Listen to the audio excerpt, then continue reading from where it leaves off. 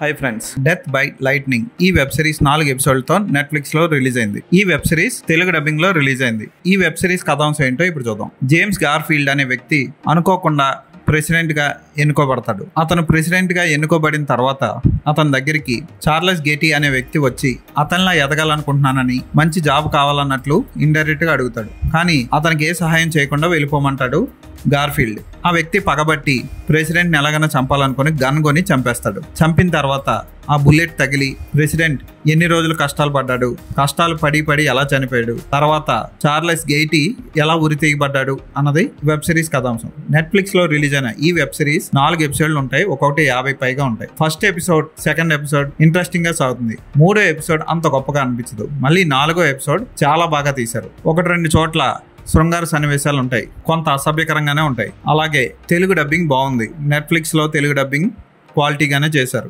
Garfield పాత్ర